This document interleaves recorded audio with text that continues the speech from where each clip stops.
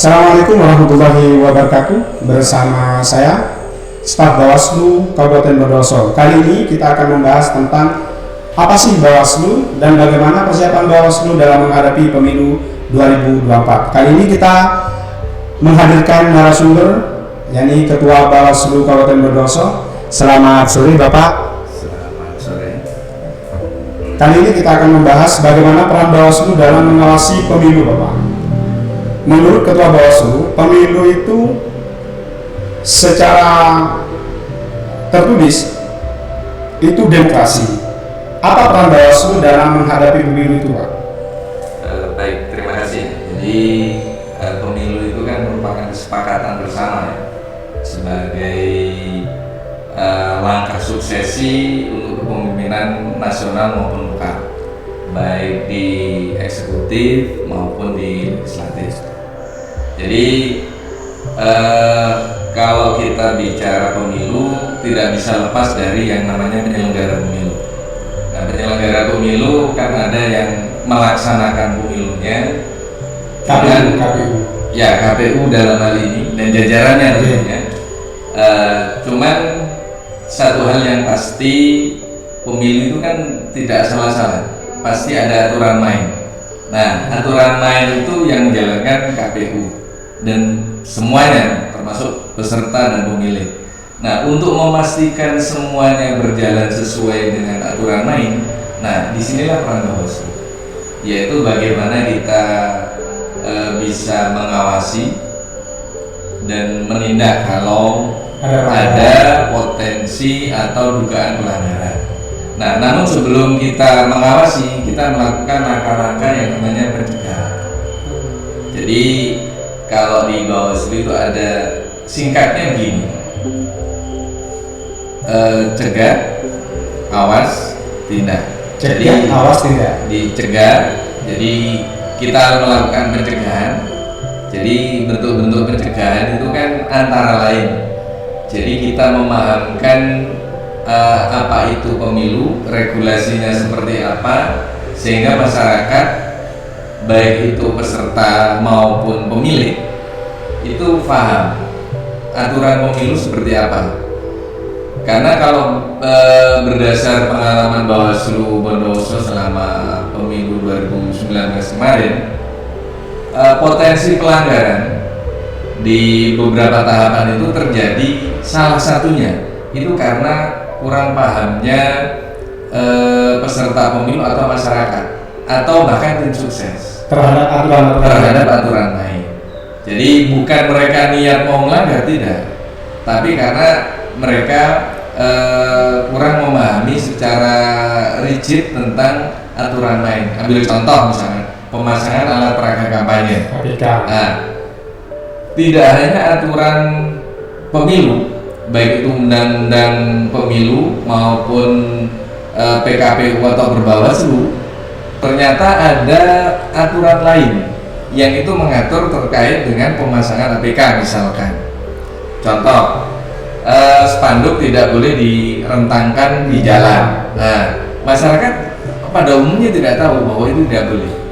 Nah, artinya, tapi banyak kan spanduk yang dipasang melintang itu. Nah, artinya mereka melakukan itu bukan karena kesengajaan, tapi karena ketidaktahuan.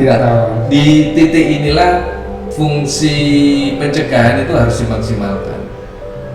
Jadi sosialisasi itu menjadi titik tolak yang kita lakukan, utamanya kepada semua segmen ya, utamanya kepada pemilih pemula. Kenapa? Karena itu masa depan. Jadi kalau yang tua mungkin sebagian sudah tahu, kalau pemilih pemula dan kaum milenial ya istilah sekarang itu yang perlu kita buat paham secara lebih rinci. Yang kedua selain cegah, yaitu kita mengawasi. Artinya Bawaslu ini bisa mengawasi ketika tahapan sudah mulai berjalan. Karena memang tugas Bawaslu mengawasi semua proses tahapan. Jadi kalau sebelum tahapan kita tidak punya kewenangan untuk melakukan itu. Jadi tidak hanya proses tahapan pemilunya sebenarnya, termasuk juga kita melakukan pengawasan terkait dengan netralitas ASN. Ini mungkin yang banyak orang tidak mendapat informasi ya. Jadi bahwa netralitas ASN itu juga bagian dari pengawasan Bawaslu. Oh ya, satu lagi yang lupa tadi di pencegahan itu, kita Bawaslu juga punya kewajiban mencegah terjadinya praktik politik uang. Money politik. Money politik. Nah, bagaimana seandainya dicegah sudah, diawasi sudah, nah kok masih tetap ada dugaan pelanggaran? Nah, maka kita punya kewenangan untuk melakukan penindakan, baik itu berdasar hasil temuan kita, jadi atau hasil laporan dari masyarakat maupun peserta pemilu. Sejauh ini, kalau semisal ada ASN yang tidak netral, Bapak Ketua, semisal ada temuan dan ada ASN, apa langkah-langkah yang akan dilakukan oleh Bawaslu? Apakah ada aturan-aturan untuk menindak ASN tersebut atau bagaimana? Baik, kalau itu terkait dengan ASN, aturan mainnya kan ada di Undang-Undang tentang aparatur ASN ya. Jadi kita ketika nanti terbukti ya hasil verifikasi dan hasil investigasi kita mengatakan bahwa itu memang terbukti melanggar, maka kita rekomendasikan ke KASN. Jadi ada lembaga lain yang berwenang untuk menangani itu. Sama dengan misalkan kalau ada pidana pemilu, ya kita akan ke Gakumdu. Oh, berarti peran Bawaslu ini tidak semata-mata yang digaungkan di luar seperti macan ompong gitu kan. Kalau kemarin kan sering Bawaslu seperti macan ompong dan segala macam gitu kan. Itu opini yang berkembang ya. Jadi cuma yang pasti setiap penanganan pelanggaran nantinya itu wajib diumumkan oleh Bawaslu. Dan selama kita berproses di tahun 2019 kemarin saat Pileg Pilpres ya, kita juga ada beberapa laporan, ada beberapa temuan, dan semua prosesnya kita umumkan. Diumumkan di media sosial, media cetak, ya, termasuk di papan pengumuman kita ya. Jadi prosesnya sejauh mana? Tuh. Sejauh ini kan sudah ada sudah tahapan pemilu 2024. Jadi sejauh mana Bawaslu sudah mempersiapkan pengawasan dalam proses tahapan itu? Baik, selama ini pasca pemilu 2019 kemarin, Bawaslu seperti dikatakan tadi kan punya fungsi pencegahan.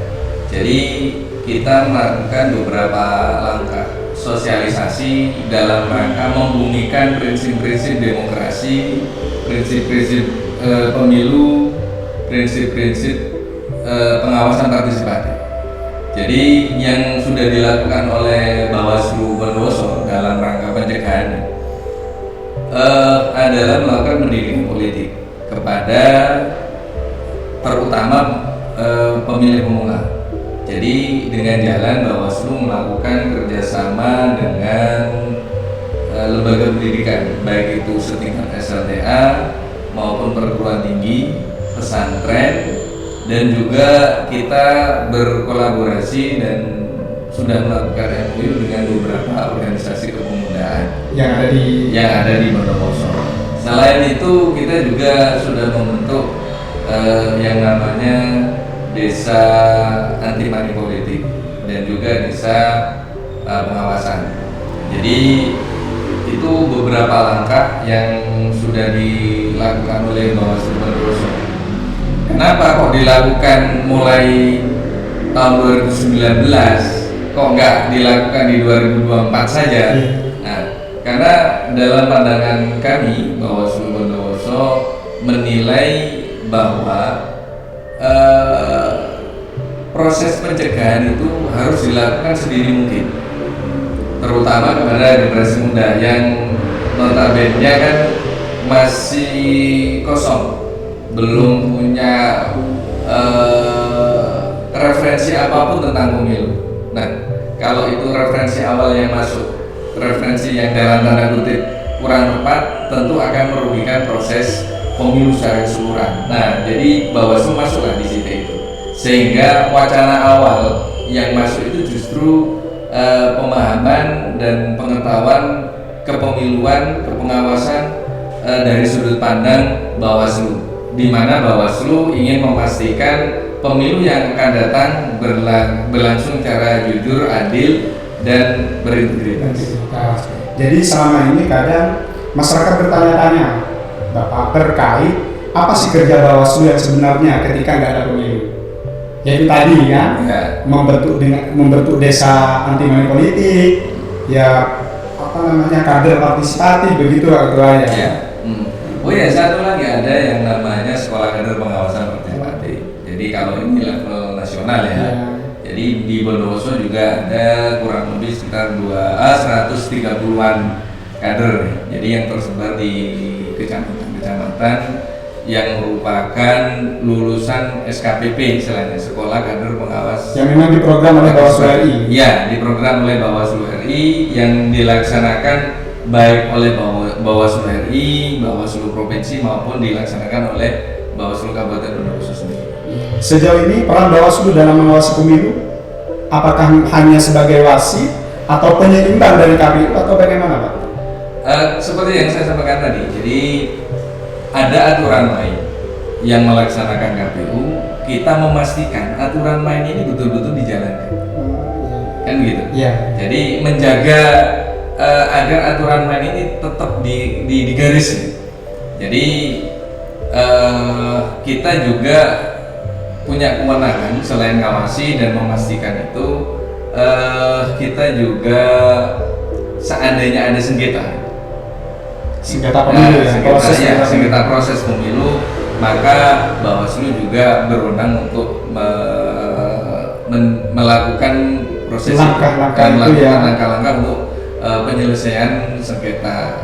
Berarti Bawaslu sendiri sudah dikasih aturan-aturan yang itu sifatnya mengikat di kabupaten begitu. Artinya semisal ada pelanggaran bisa Bawaslu sendiri yang menyelesaikan begitu. Ya, jadi kalau di sengketa pemilu seperti tadi, kalau di pelanggaran pemilunya kita sampai di pelanggaran administratif. Kalau terkait pidana bisa katakan tadi kalau terkait dengan netralitas ASN ya ke KSN. Dan itu tadi apa yang menjadi perbincangan kita selama ini perdana di podcast Bawaslu ini. Semoga menjadi amal bagi kita semua dan selamat menonton di part selanjutnya. Dari saya, selaku staf Bawaslu Bondowoso, akhirul kalam. Wassalamualaikum warahmatullahi wabarakatuh.